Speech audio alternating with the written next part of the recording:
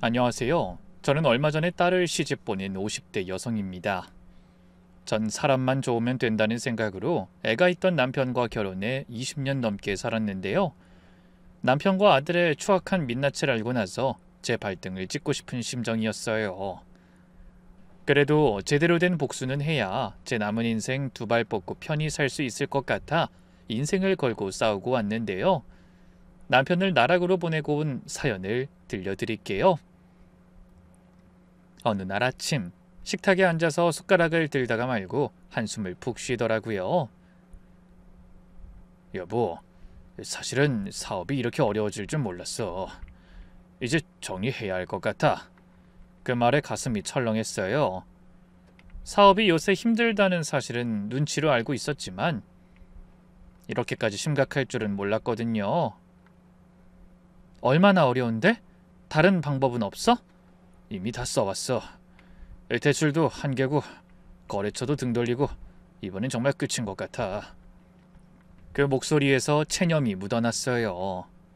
한때는 잘 나가던 대표였는데 이렇게 무너지는 모습을 보니 마음이 아팠죠.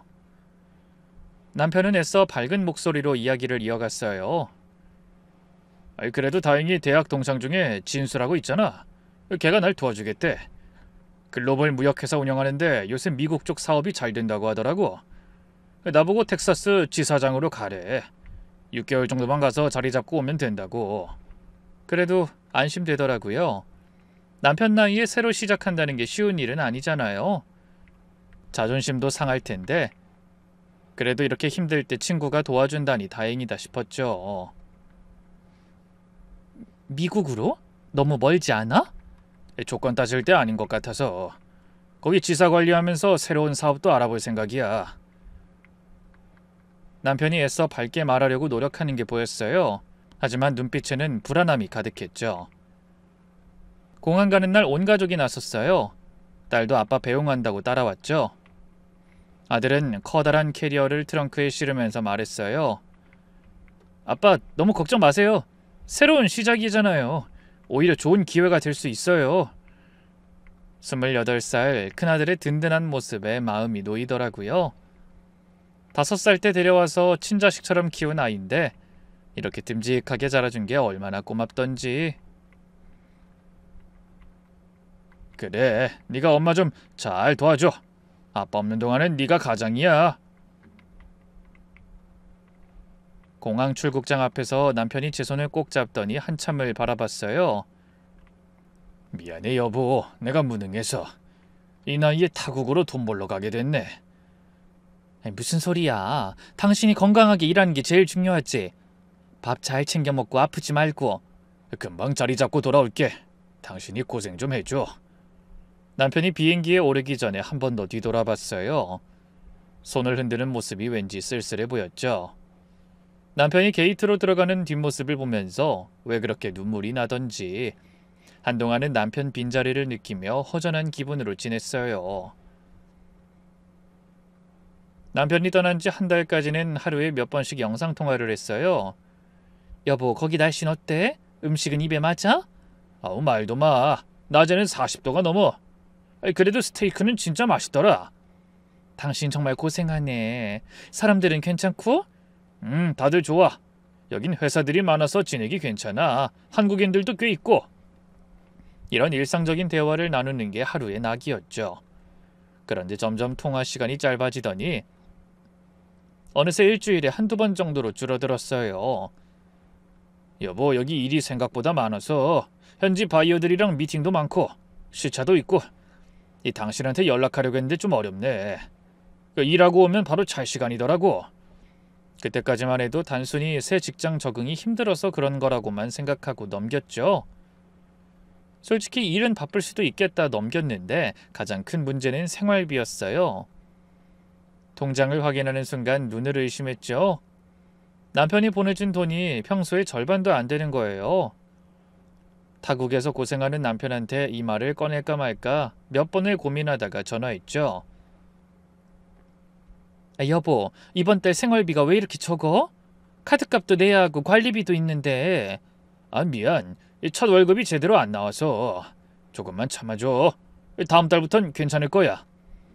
남편의 목소리가 기어들어가듯 작아졌어요. 움츠러든 남편을 보며 마음이 아팠죠. 괜찮아, 알았어. 당신 너무 무리하지 말고 건강이 제일 중요한 거 알지? 그러던 어느 날 저녁, 딸이 거실로 나와 제 옆에 앉더라고요.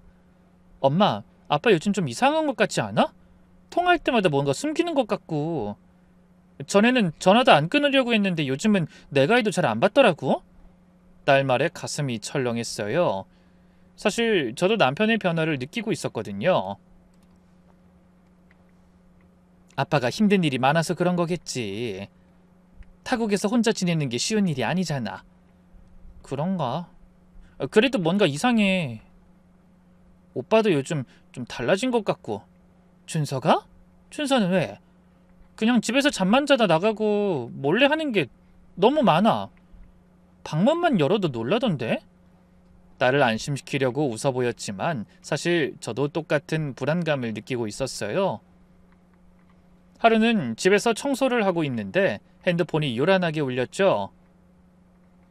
친한 동생 미정이었어요. 언니, 지금 뭐해? 미정이의 목소리가 다급해서 깜짝 놀랐어요. 숨을 헐떡이는 소리까지 들렸거든요. 아니, 무슨 일인데 그래? 아니, 그게 아니고 이건 직접 만나서 말해야 돼. 압구정 우리 단골 카페로 와, 당장! 미정이 목소리에 긴박함이 묻어났어요. 청소하던 걸 다 내팽개치고 옷을 갈아입었죠. 카페에 도착하니 미정이가 창백한 얼굴로 구석자리에 앉아 있었어요. 미정아, 대체 무슨 일이야? 미정이는 물 한 잔을 벌컥 마시더니 말했어요. 언니, 내가 있잖아. 어제 형부를 본 것 같아. 무슨 소리야? 그 사람 지금 텍사스에 가 있는데. 제 말에 미정이가 고개를 세차게 저었어요. 아니, 나도 그렇게 생각하고 넘겼는데. 압구정에서 봤어. 확실해. 순간 심장이 멎는 것 같았어요. 하지만 이성적으로 생각하려고 했죠. 닮은 사람인가 보지.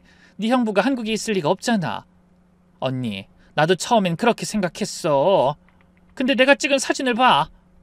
미정이가 핸드폰을 꺼내 사진을 보여줬어요. 심장이 쿵 하고 내려앉는 것 같았죠. 나도 처음엔 그냥 닮은 사람인가 싶어서 따라갔어. 근데 걸음걸이며 옆모습 보면 영락없는 형부잖아. 그리고 이 옷도 형부 자주 입는 그 남색 재킷이잖아.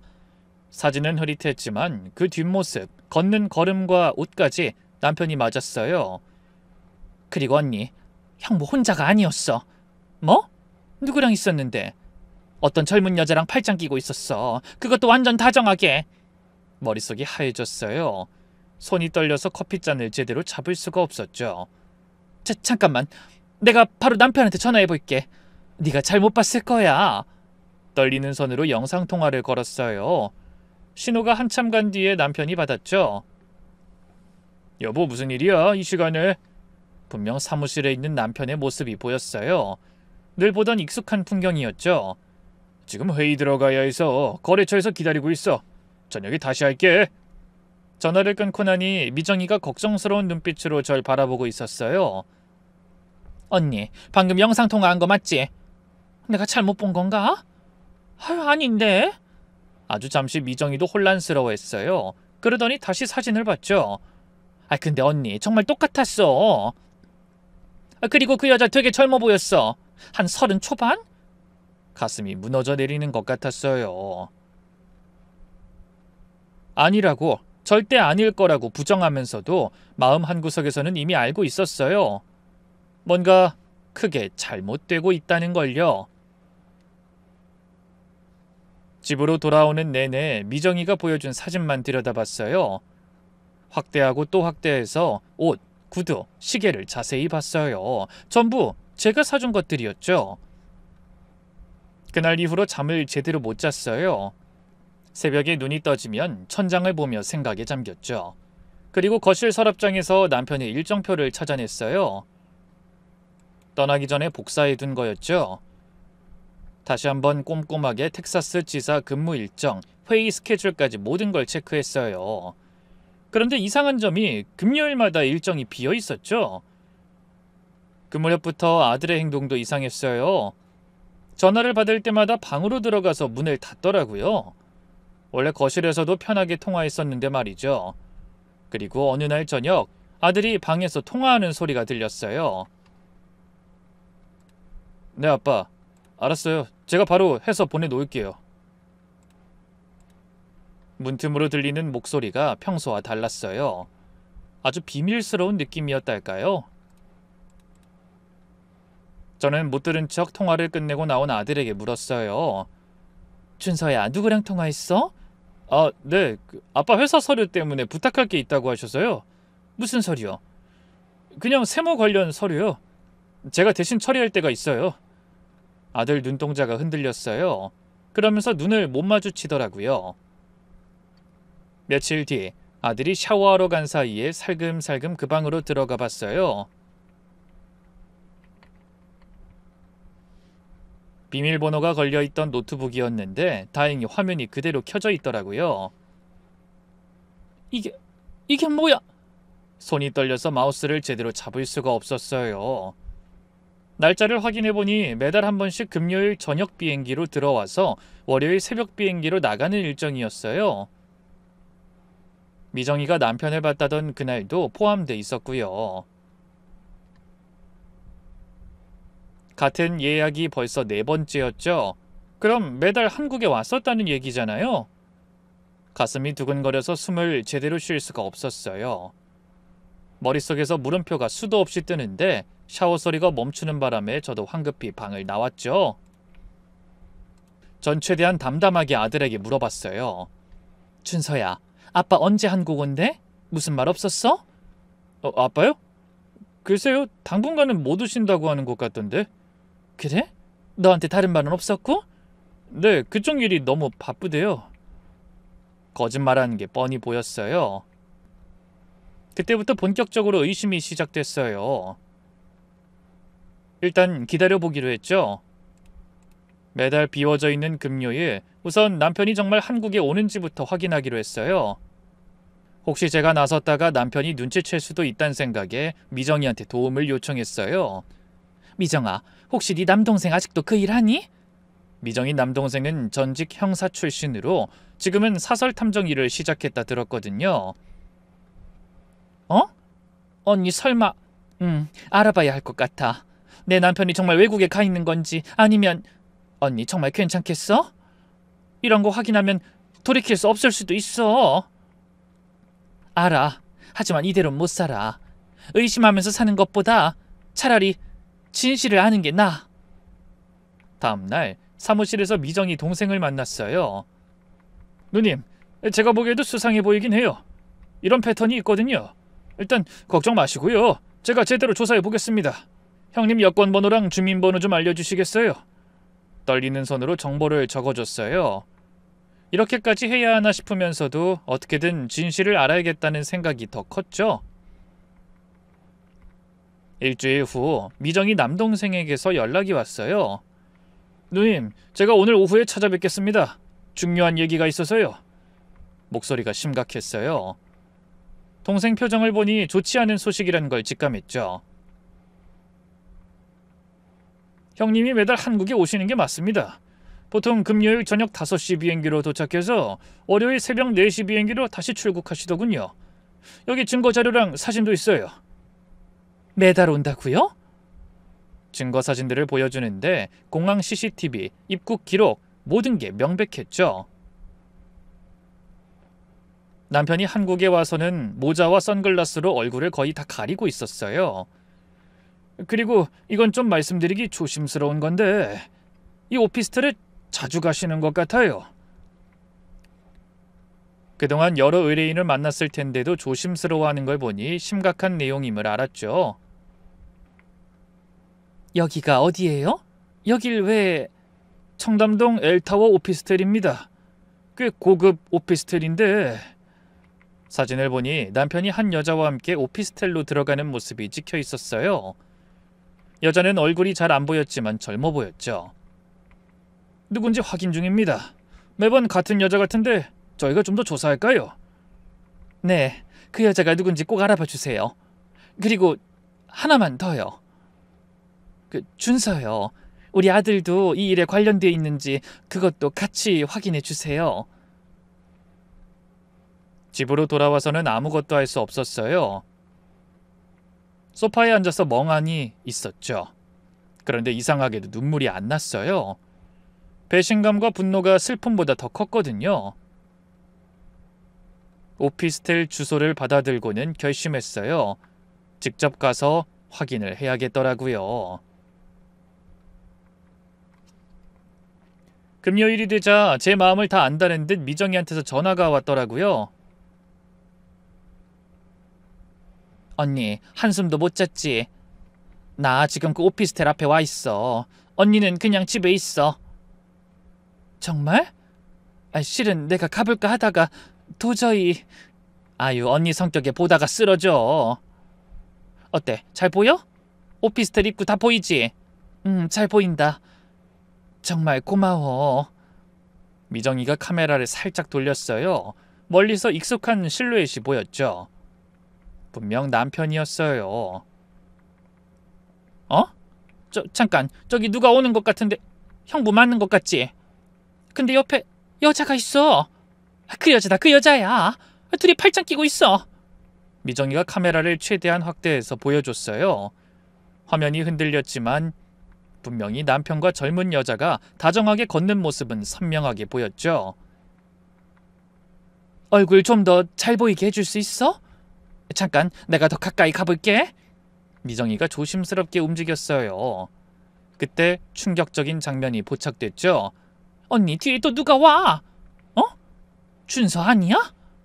준서? 아니, 제가 여기를 어떻게... 화면에 아들이 나타났어요. 저도 모르게 아들 이름이 튀어나왔어요.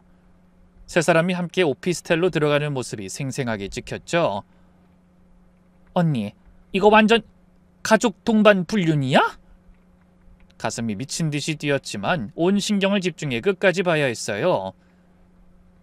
그 여자 얼굴 봤어? 잘 보여? 응, 되게 젊어 보여. 회사 직원 같지 않아? 춘서도 잘 아는 것 같고 정장 입은 것도... 세 사람이 오피스텔로 사라진 후 미정이가 경비실을 찾아간 모양이더라고요. 아저씨, 혹시 방금 들어간 남자분 자주 오시나요? 미정이의 질문에 경비원이 바로 고개를 끄덕이더라고요. 이분이요?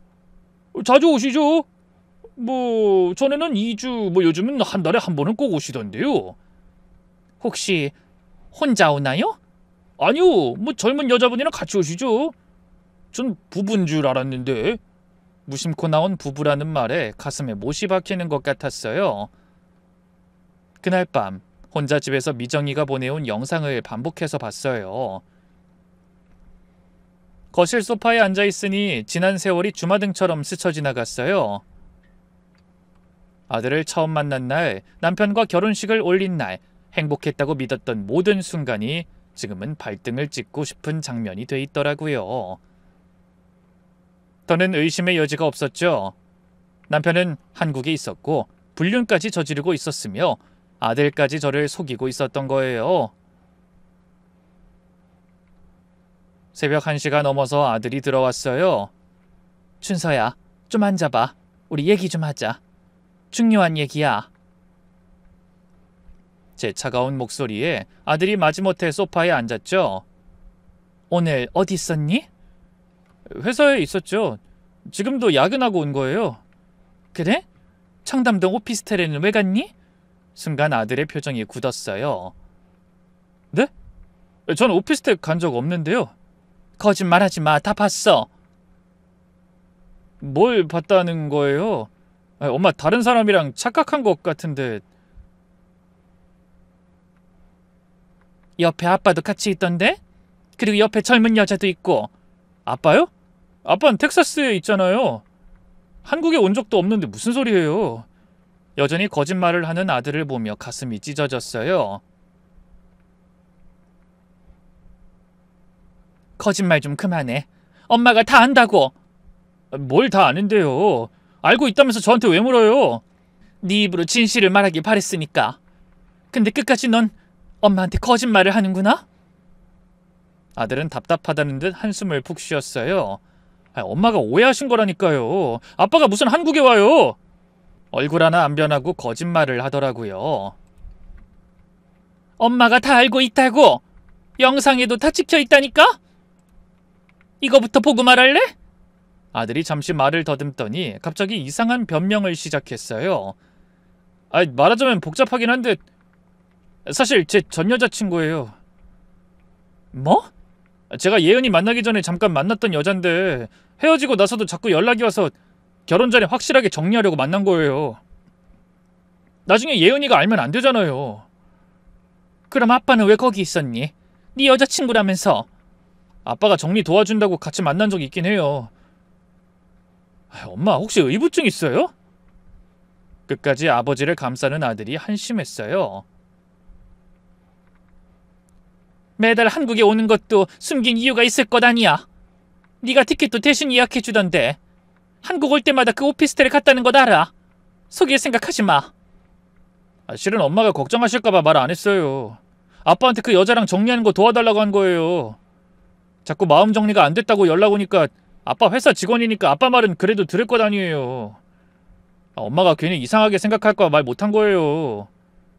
넌 정말 엄마를 바보로 아는구나. 네가 한 말이 진짜라면 왜 결혼 준비를 한 거야? 아들이 뻔뻔하게 말했어요. 엄마, 결혼할 여자랑 사귀는 여자는 다른 거예요. 남자들은 원래 다 그래요. 뭐라고? 그 순간 내가 25년간 키운 아이가 이런 생각을 하고 있다는 게 충격이었어요. 그리고 그런 가치관을 누구한테 배웠을까? 바로 옆에 있는 그 아버지한테겠죠? 아빠가 시켰니? 아니면 다 알면서도 아빠 편 드는 거니? 아들은 고개를 들어 절 쳐다봤어요. 그 눈빛엔 반항심이 가득했죠. 아빠 편이요? 네, 솔직히 엄마가 아빠한테 잘해준 게 뭐가 있어요. 돈 타령이나 하고 외국까지 나가서 고생하는데 엄마는 아무것도 안 하고 편하게 살잖아요. 돈 타령? 내가 언제 돈 타령을 했다고 그래? 기가 막혔어요. 남편이 사업한다고 적금이란 적금 다 깨주고 부모님 유산도 투자금으로 쓰게 해준 사람이 저예요. 그런 사람한테 돈만 밝힌다뇨? 무엇보다 아들 태도에 분노가 치밀었어요. 3살 때부터 기저귀 갈아주고 열날 때 간호하고 학교 행사 하나도 빠지지 않고 참석하면서 엄마 노릇을 해냈던 그간의 노력이 한순간에 조롱당하는 기분이었죠. 춘서야, 내가 널 어떻게 키웠는지 기억 안 나? 너네 엄마가 못 키운다고 해서 왔을 때. 짜증나게 그런 얘기는 왜 하세요? 지금 그게 중요해요? 넌 내 아들이니까. 내가 낳진 않았지만 내 자식이라고 생각하고 키웠으니까. 그런데 넌 왜 끝까지 날 속이는 건데? 나가. 당장 내 눈앞에서 사라져. 아들이 벌떡 일어났어요. 나가면 되죠. 어차피 이 집에서 아빠랑 진짜 가족은 저뿐이니까요. 아들은 그렇게 큰 소리치며 나갔어요. 끝까지 아버지의 불륜을 인정하지 않은 채로요. 다음 날 아침 울다 지쳐 잠들었다가 깨어났어요. 거울을 보니 처참한 몰골이더라고요. 이렇게 무너지면 안 된다고 찬물로 세수를 하고 정신을 가다듬었어요. 그리고 결심했죠. 더는 당하고만 있지 않겠다고요. 착잡한 마음을 가라앉힌 뒤에 미정이한테 전화를 걸었어요. 미정아, 나 이혼 준비할 거야. 언니 어떻게 된 거야? 춘서는? 춘서도 나가라고 내보냈어. 걔도 남편이랑 한통 속인 것 같아. 감싸는 정도가 아니야. 나 그냥 이혼은 안 해. 저 인간들이 날 우습게 본 걸 후회하게 만들 거야. 내가 뭘 도와줄까? 말만 해 언니. 네 남동생 좀 더 써도 될까? 돈은 내가 낼게. 제대로 된 조사가 필요해. 그렇게 본격적인 증거 수집이 시작됐어요. 일주일 후 미정이 남동생이 집으로 찾아왔어요. 누님 앉아서 들으세요. 좀 충격적인 내용이 많아서요. 미정이 동생이 가져온 서류 뭉치를 보니 가슴이 두근거렸어요. 일단 이거부터 보세요. 강 사장님이 신고한 사업체가 아직도 운영되고 있어요. 네? 그럴 리 없는데? 정리한다고 했어요. 서류를 보니 남편은 사업을 접은 게 아니라 더 키우고 있었던 거예요. 매출이 이게 맞아요? 네, 작년 매출이 80억이 넘습니다. 순이익도 상당하고요. 80억이요? 더 파보니 회사 자금을 빼돌린 흔적도 나왔어요. 대리라는 그 여자한테 쓴 돈이 회사 법인카드로 결제된 것들이었죠. 명품백, 시계, 심지어 청담동 오피스텔 전세금까지 겁도 없이 회사 돈으로 불륜을 즐기고 있었던 거죠. 누님, 그리고 이것도 확인해 보셔야 할 것 같은데 아드님 하는 일에 대해 아세요? 주임이라고 알고 있어요. 그리고 마케팅팀에서 일하는 걸로. 아니에요. 이사로 등재돼 있고 월급도 상당합니다. 그리고 형님하고 같이 회사 자금 관리를 돕고 있는 것 같아요. 비자금 조성에도 관여한 흔적이 있고요. 기가 막혔죠. 아들이 아버지의 불륜과 횡령을 다 알고도 도왔다는 거예요. 누님, 이 정도면 충분히 법적 대응 가능합니다. 앞으로 어떻게 하실 건가요? 복수할 거예요. 철저하게. 그들이 날 우습게 본 걸 후회하도록요. 아들이 집을 떠난 뒤 다시 그 방을 뒤지기 시작했어요. 대충 옷가지와 서류만 들고 나간 걸 보아 뭔가 더 있을 거라는 직감이 들었거든요. 그리고 책상 서랍 깊숙한 곳에서 통장 하나를 발견했어요. 펼쳐보니 저를 계속 따라다니던 잊고 싶은 그 이름이 하나 보이더라고요. 오연수. 그 여자는 준서의 친엄마이자 남편의 전처였죠. 그런데 전처에게 매달 1,000만 원씩 생활비를 보내고 있었던 게 보이더라고요. 이게 뭐야? 이게 대체 뭐냐고? 이것들이 어떻게... 혼자 방 안에서 분한 마음에 소리를 쳤지만 아무도 대답해줄 사람이 없었죠. 내 남편과 내가 키운 아들이 함께 나를 속이고 있었던 거예요. 그때 핸드폰이 울렸어요. 모르는 번호였는데 받아보니 은행이었어요. 고객님, 대출 연체가 3개월째인데 언제 납부 가능하신가요? 대출이요? 전 대출 받은 적이 없는데요? 아니에요. 작년에 고객님 명의로 5억 대출 나갔는데요. 순간 머릿속이 하얘졌어요. 아버지가 돌아가시면서 남겨주신 건물을 담보로 남편이 대출을 받았다는 거예요. 내 동의도 없이 말이에요. 전 바로 정신을 차리고 바로 변호사를 찾아갔어요. 모든 서류를 보여주니 변호사가 심각한 표정을 지었죠. 사모님, 이건 명백한 문서 위조예요. 남편분이 부인 동의 없이 대출을 받으신 거네요. 그럼 어떻게 되는 거예요? 이게 제가 모르게 가능한 거예요? 일단 대출부터 막아야 합니다. 그리고 재산 조회를 해봐야 할 것 같은데. 변호사와 함께 남편의 재산을 조회해봤어요. 그리고 또 한 번 충격을 받았죠. 남편분이 전 부인 오연수 씨에게 강남 건물을 사주신 것 같네요. 네? 건물을요? 아니 그게 언제쯤인가요? 네, 30억대 건물입니다. 3년 전에 매입하신 걸로 나오네요. 3년 전이면 아버지가 돌아가시고 유산을 받았을 때였어요. 제 몫으로 10억을 남겨주셨는데 남편이 투자를 해놓고 불리자고 했었죠. 그렇게 믿고 맡겼던 돈으로 전처에게 건물을 사준 거였어요. 그리고 건물 임대 수익이 월 3천 정도 되는데 남편분 계좌로 들어가고 있네요. 하다하다 이런 짓까지 하는구나 정말. 이건 정말 악질적인 재산 탈취예요. 이혼 소송하시면 충분히 이길 수 있습니다. 전 그것보다 더 큰 걸 원해요. 더 큰 거요? 저 인간이 사회적으로 매장되는 걸 보고 싶어요. 감옥에 가는 것까지도요. 며칠 뒤 변호사와 상담을 이어가던 중 더 충격적인 사실을 알게 됐어요. 이상한 점을 발견했는데요. 남편분과 전 부인의 이혼 서류를 확인해봤더니 네, 왜요? 이혼 날짜와 재산 분할 내역이 좀 이상합니다. 재산 분할을 거의 안 했더라고요. 그 말에 뭔가 이상한 느낌이 들었어요. 보통 이혼하면 재산을 나누잖아요.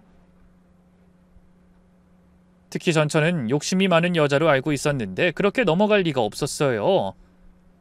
의심스러운 게 이 남편분이 전처와 이혼한 시점도 재산이 급격히 늘어난 직후예요.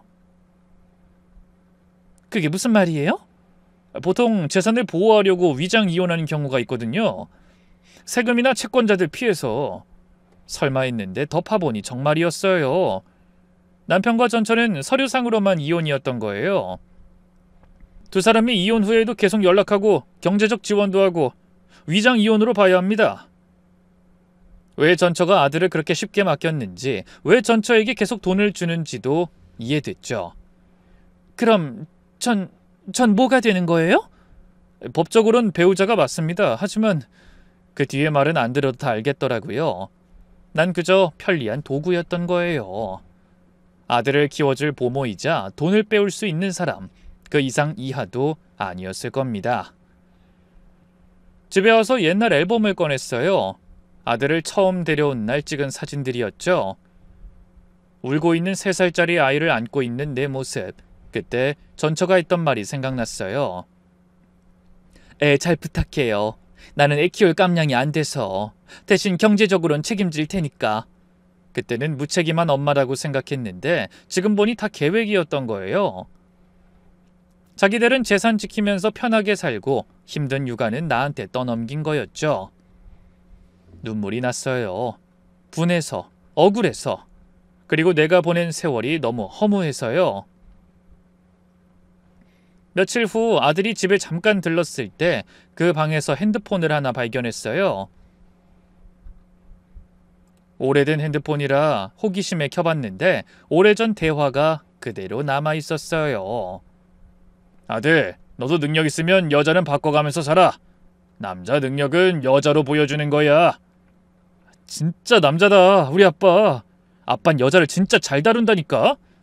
손이 떨려서 핸드폰을 놓을 뻔했어요. 더 충격적인 대화가 이어졌죠. 그 여자는 써먹고 버릴 거야. 준서, 너 결혼할 때까지만 참으면 돼. 어차피 우리한테 필요한 건 돈이고 그 여자 쪽쪽 다 빼먹으면 끝이야. 그래도 엄마인 척 잘해주면 감동하겠죠? 우리 엄마한테 좀 미안한데. 이 기회에 여자 마음 사는 법 좀 배워. 그 순간 눈물이 뺨을 타고 흘러내렸어요. 분노보다 배신감이 더 컸죠. 내가 진심으로 사랑했던 두 사람에게 이렇게 철저하게 이용당했다는 사실이 가슴을 찢어놓는 것 같았어요. 계속 채팅창을 확인하다가 또 다른 충격적인 내용을 발견했어요. 남편이 동업자인 김 사장 부인한테 보낸 메시지들이었죠. 혜진씨, 오늘도 너무 아름다우시네요. 남편분은 복도 많아요. 이런 미인을. 언제 단둘이 와인 한잔 하실래요? 제가 하는 조용한 바가 있는데. 전처도 저도 회사 직원도 모자라서 은인의 부인에게까지 손을 뻗치고 있었던 거예요. 파면 팔수록 끝도 없이 나오는 남편의 추악한 민낯에 진저리가 났어요. 이 인간이 진짜 못하는 짓이 없네. 새벽 3시가 넘어서야 핸드폰을 내려놨어요. 저는 완벽하게 기만당했던 거예요. 거실로 나와 차가운 물을 마시며 결심했어요. 파렴치한 인간의 실체를 만천하에 공개하겠다고요.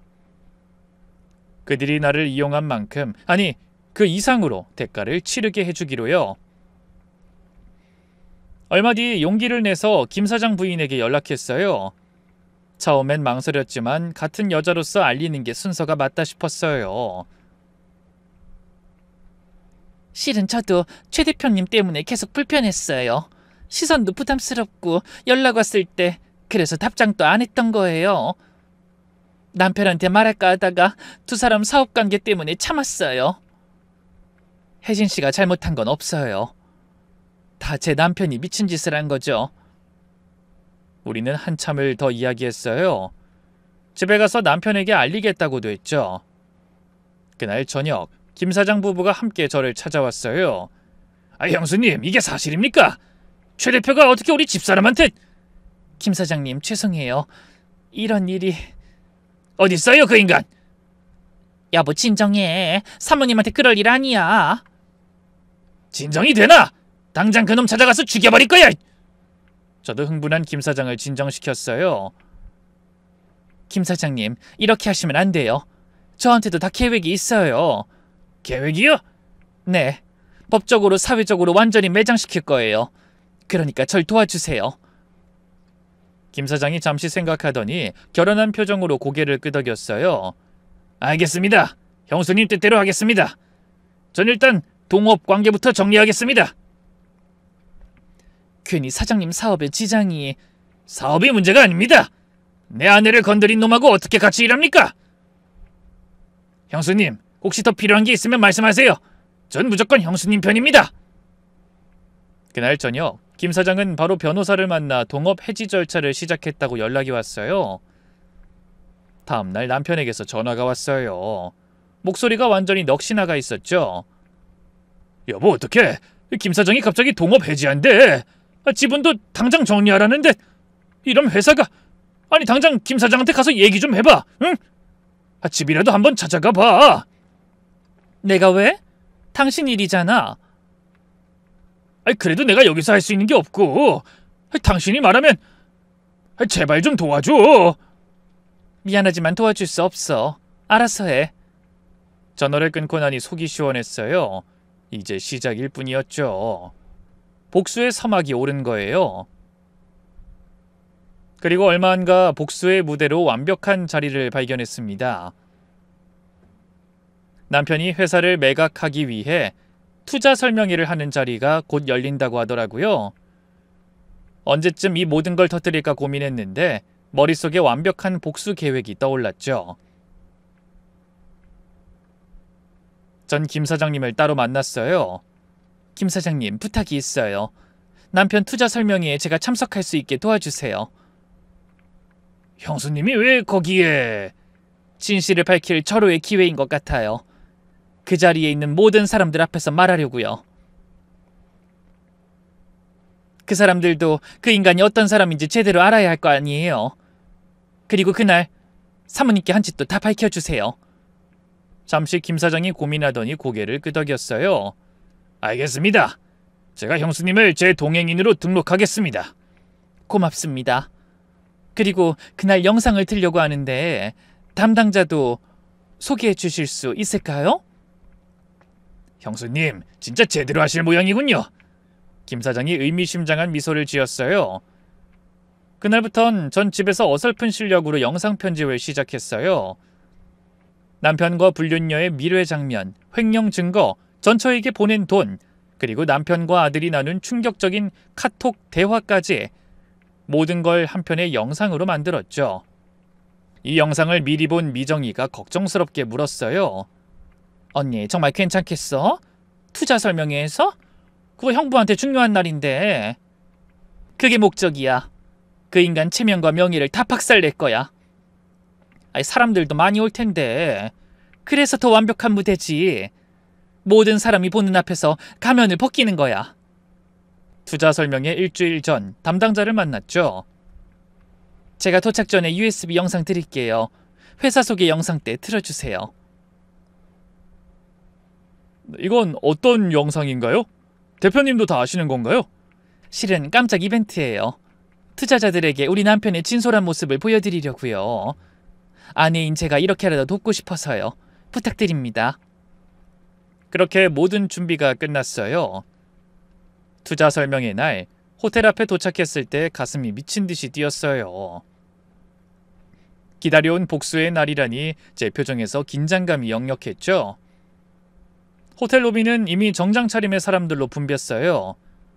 국내 유명 투자사 대표들, 벤처캐피탈 관계자들, 남편이 얼마나 이 행사에 공을 들였는지 알 수 있었죠. 3층에 도착하자 대형 현수막이 보이더라고요. 추악한 얼굴과 함께 허세 가득한 문구들을 보는데 역겨웠어요. 안으로 들어서자 숨이 막혔어요. 대형 홀이 이미 절반 이상 차 있었죠. 전 김 사장과 함께 맨 뒷줄 구석 자리에 앉았어요. 형수님, 저기 보세요. 김 사장이 가리킨 곳을 봤어요. 무대 옆 대기석에 아들이 앉아 있었죠. 무대 옆에서 노트북을 조작하며 남편을 보조했어요. 완벽한 부자의 모습이었죠. 제 손이 떨렸어요. 배신감 때문이었죠. 저 아이가 커서 아버지의 범죄를 돕고 있다니. 얼마의 시간이 흐르고 사회자가 무대에 올랐어요. 안녕하십니까. 오늘 투자 설명에 참석해주신 여러분께 감사드립니다. 조명이 어두워지고 웅장한 음악이 흘러나왔어요. 대단한 쇼를 보는 듯한 연출이었죠. 큰 박수를 받으면서 남편이 등장했어요. 비싼 정장을 입고 득이양양한 표정이었죠. 오늘 이 자리는 앞으로 저와 미래를 함께 만들어갈 파트너를 찾는 자리입니다. 저희는 지난 10년간 연평균 성장률 40%를 기록했습니다. 매출은 2014년 10억에서 올해 130억을 돌파했죠. 투자자들이 감탄하며 고개를 끄덕였어요. 하지만 전 알고 있었죠. 저 숫자는 횡령한 돈으로 만든 허상에 불과하다는 걸요. 하지만 투자자들은 넋을 잃고 들었어요. 남편의 언변은 사기꾼처럼 뛰어났으니까요.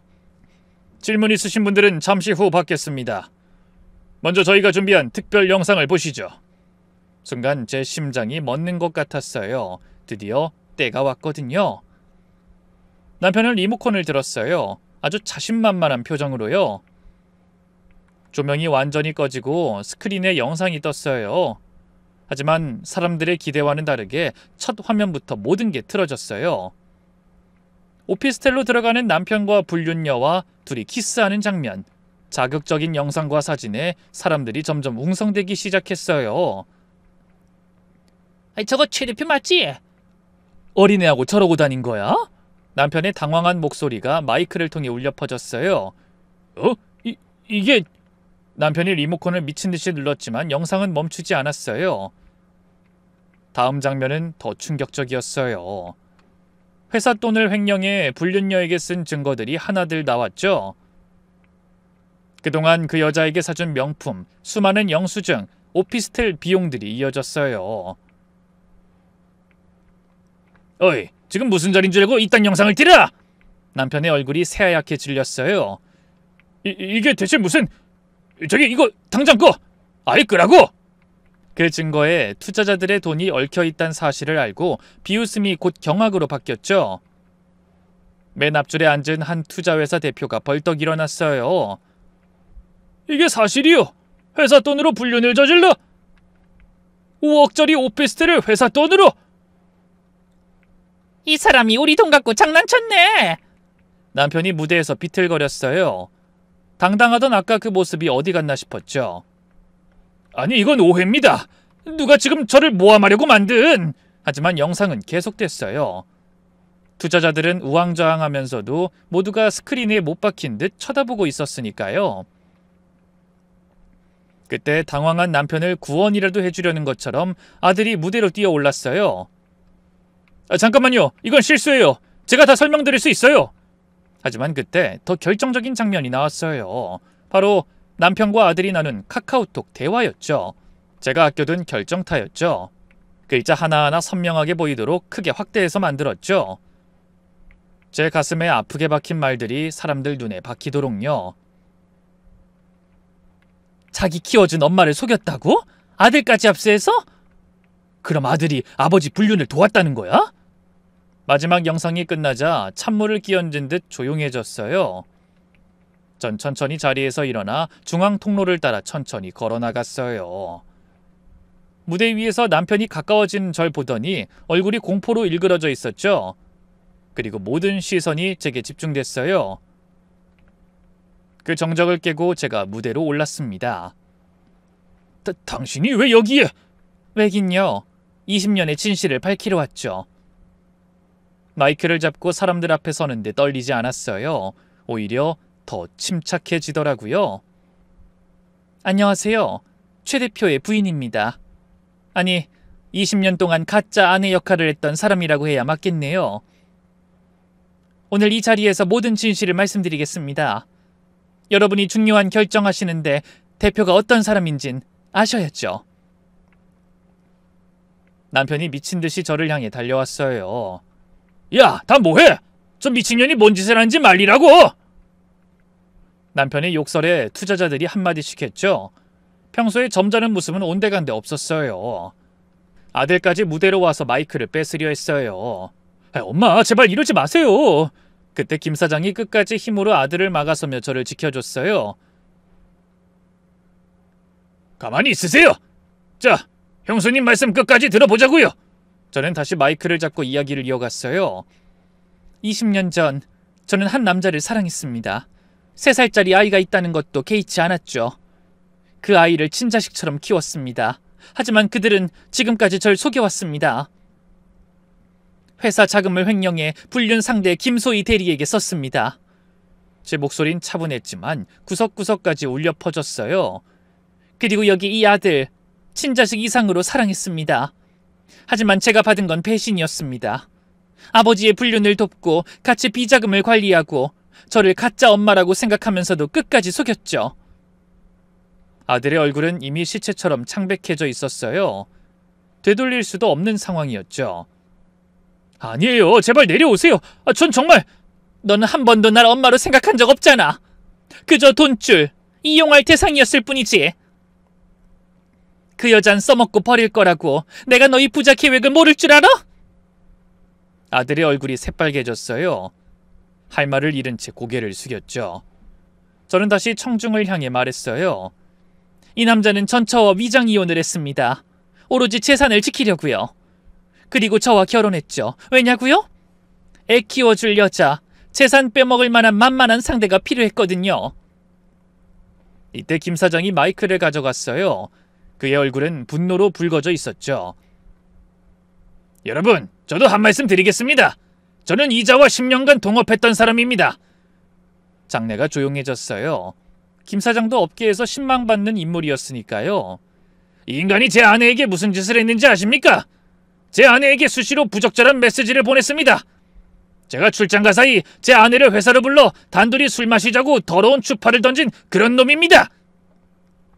김 사장이 주먹을 불끈 쥐었어요. 한 여성 투자자가 분을 못 이기며 소리쳤어요. 인간 쓰레기네. 저런 놈한테 누가 투자를 해?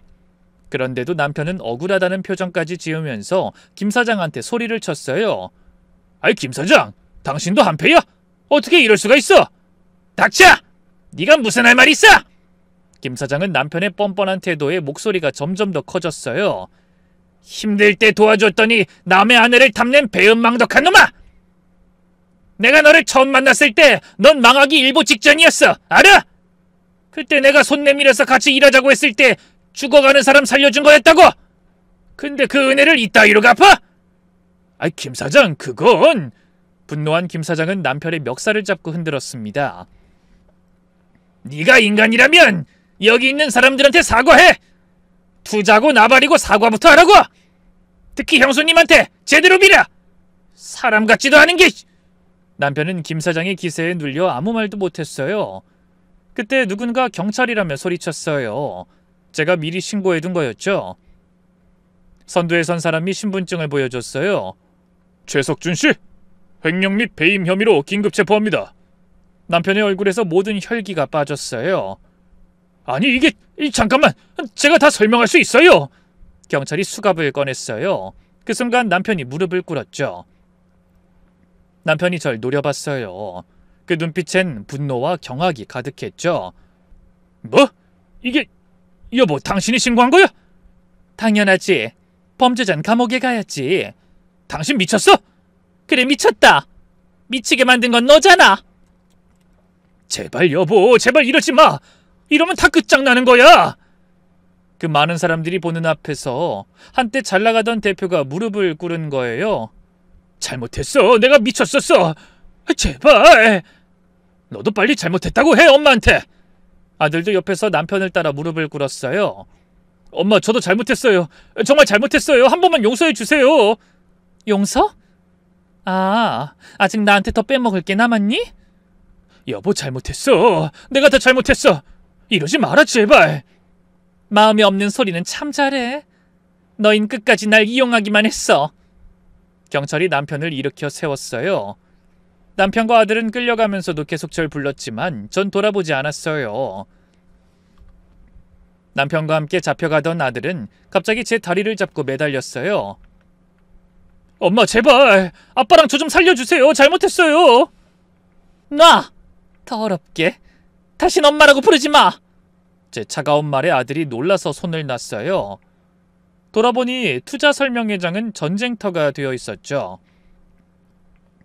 혼란스러운 상황에 질려 다 도망가듯 나갔고 직원들도 하나둘 자리를 떴어요.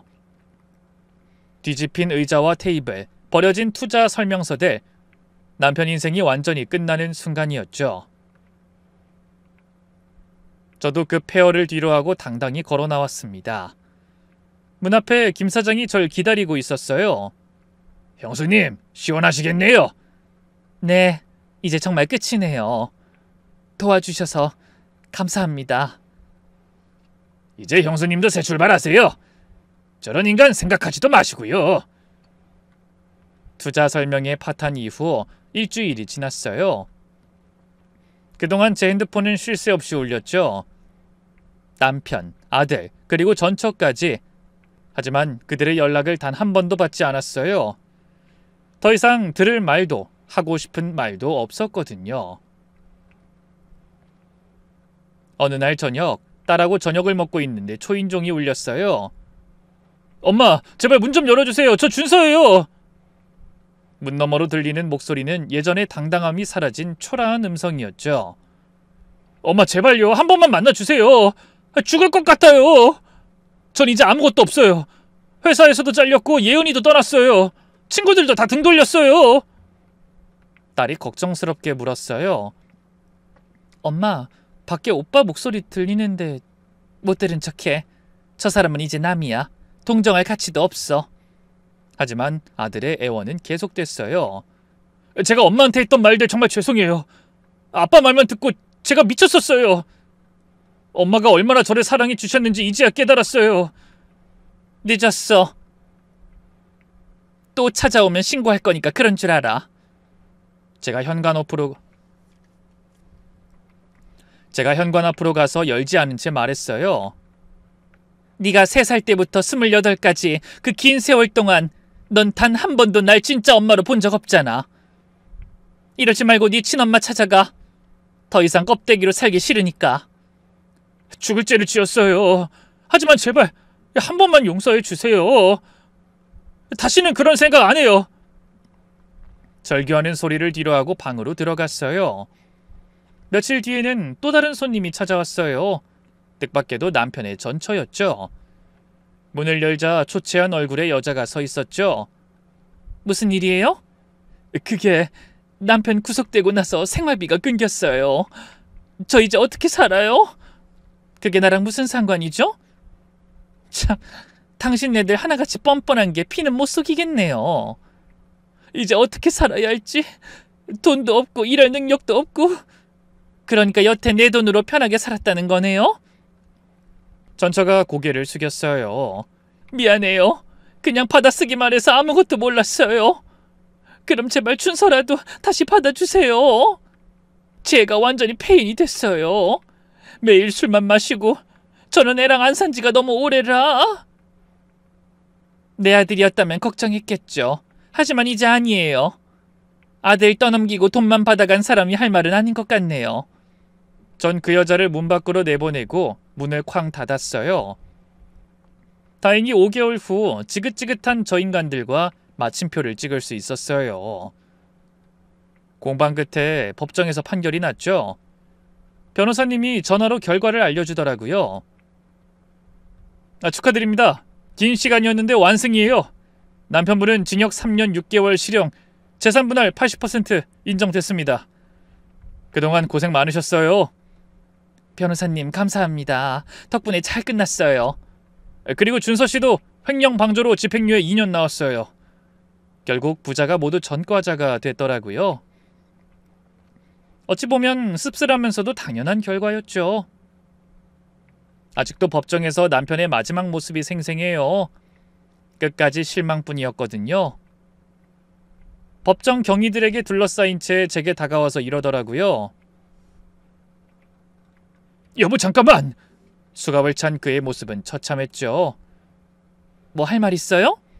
제발 항소심에서라도 탄원서 좀 써줘. 당신이 용서한다고 하면... 용서? 설마 나더러 당신을 용서하라고? 남편이 갑자기 무릎을 꿇었어요. 법원 복도에서 많은 사람들이 보는 앞에서. 그렇게 자존심 센 사람이 어느 순간부턴 무릎도 참 쉽게 꿇더라고요. 비굴하게 말이죠. 잘못했어. 내가 정말 잘못했어. 한 번만 기회를 줘. 다시 말하지만 매일이 기회였어. 하지만 당신은 끝까지 날 속였어.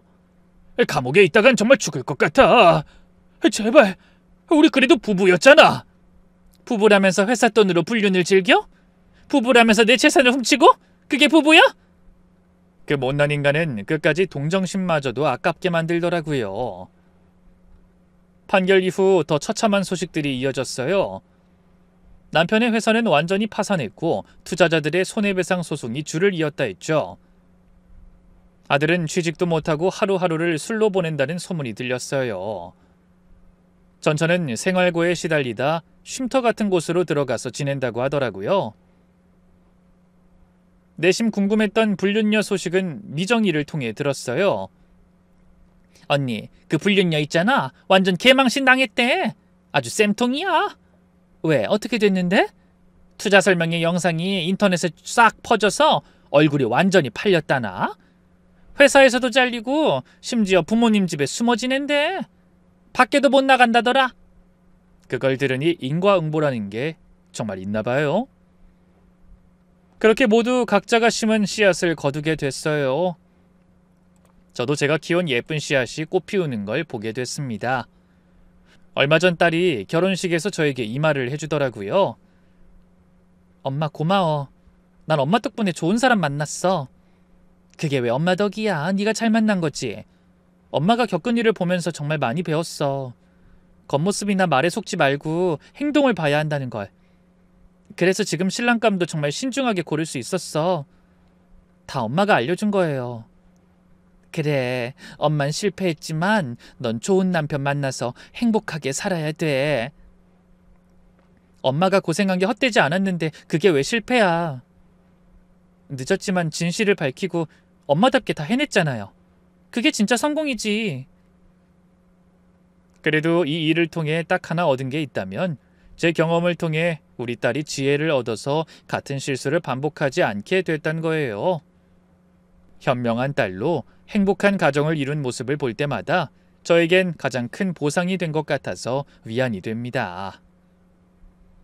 그래서 20년 넘게 속은 그 시간을 더는 후회하지 않으려고 해요. 부디 제 이야기가 작은 용기가 되었으면 좋겠네요. 감사합니다.